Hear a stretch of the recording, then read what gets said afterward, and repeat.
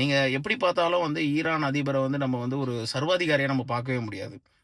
ஏன்னா, அவரு வந்து பார்த்தீங்கன்னா, எப்படி பார்த்தாலும் வந்து அவரு போட்ட சட்டதிட்டங்கள் எல்லாமே வந்து ஒரு குடும்பத்துக்கு ஒரு அப்பா தன் குடும்பத்துக்கு செய்ற கடமை மாரி தான். ஏன்னா, இப்போ நம்ம வந்து யாரும் நம்ம அப்பாவ வந்து பார்த்தீங்கன்னா, அப்பா சொன்னத நம்ம தட்டி மீற மாட்டோம். அதுக்காக நம்ம அப்பாவ சர்வாதிகாரின்னு சொல்ல முடியாது. ஏன்னா, அவரு ஒரு என் பிள்ளைங்க நல்லா வரணும். என் குடும்பத்த சார்ந்தவங்க எல்லாம் நல்லா வரணும். அப்படின்னு நெனச்சு தான் பண்ணுவாங்க. அந்த மாரி தான் அவங்களுக்கு என்னன்னா, அவங்களோட மதப்படி ஹிஜாப் கண்டிப்பா அணியணும். வெளி இடத்துல போனா ஹிஜாப் கண்டிப்பா அணியணும். அத அவரு சொல்லியிருக்காரு. பிளஸ் வந்து பூரண மதவிலக்கு. இங்க இந்தியால இருக்க மாரிலாம் கிடையாது. அங்க வந்து பார்த்தீங்கன்னா, மது அருந்துதல், மது தயாரித்தல், மது விற்றல் எல்லாமே வந்து தடை தான். அதே மாரி ஆண், பெண் வெளியிடத்துல போம்போது அவங்களுக்கு தனித்தனியான கட்டுப்பாடுகள்லாம் இருக்கும். பிளஸ் செயற்கைக்கோள் மூலமா வரக்கூடிய சேனல்ஸ் நெறைய சேனல்ஸ்க்கு வந்து அங்க தடை. விச் மீன்ஸ் அங்க வந்து எல்லாமே வந்து பார்த்தீங்கன்னா, அ ஒரு ஒரு குழந்தையோ, இல்ல ஒரு பெண்ணையோ, இல்ல ஒரு ஆணையோ, ஒரு மனதளவிலயோ, இல்ல வந்து உணர்ச்சி வசப்படுற மாரி எந்த ஒரு விஷயங்கள் இருந்தாலும், தப்பான விஷயமா இருந்தால் அங்க தடை தான். இந்த மாரி வந்து நல்ல நல்ல விஷயங்கள் மட்டும் தான் அவர் வந்துட்டு அங்க கட்டுப்பாடுகள் கொண்டு வந்தாரே தவிர, மத்தபடி எதுவும் கிடையாது.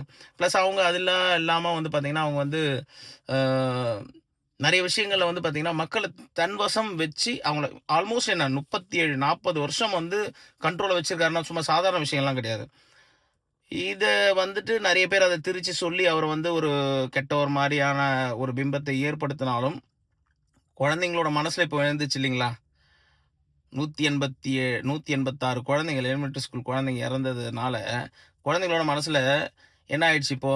ஓகே. அவர் சர்வாதிகாரம் இருந்தாலும் அவரு தானே தனியா சாகடிச்சிருக்கணும். ஏன் குழந்தைங்க இறந்தாங்கன்றது வந்து குழந்தைங்களோட மனசுல வந்துச்சு. இப்ப இந்த கேள்விகள் வந்து எல்லா குழந்தைங்களுக்கும் வரும். அவங்களுக்கு நம்ம தெளிவான விளக்கம் தரணும். விச் மீன்ஸ் அவங்களும் வந்து போருக்கு ரெடி ஆயி ஃபியூச்சர்ல சண்டை போடுறது கிடையாது. ஃபியூச்சர்ல போர் இல்லாம எப்படிலாம் நம்ம தன்னைத்தானே தற்காத்துக்கணுன்றதுக்கு வந்து தெளிவான விளக்கம் தரணும் இல்லைங்களா? அதுக்கான ஒரு பதிவு தான் இது.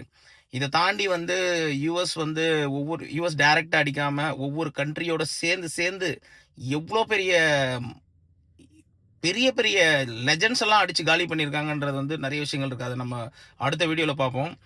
அ உலகத்துல இருக்க எல்லா குழந்தைகளுக்கும் சொல்றேன்.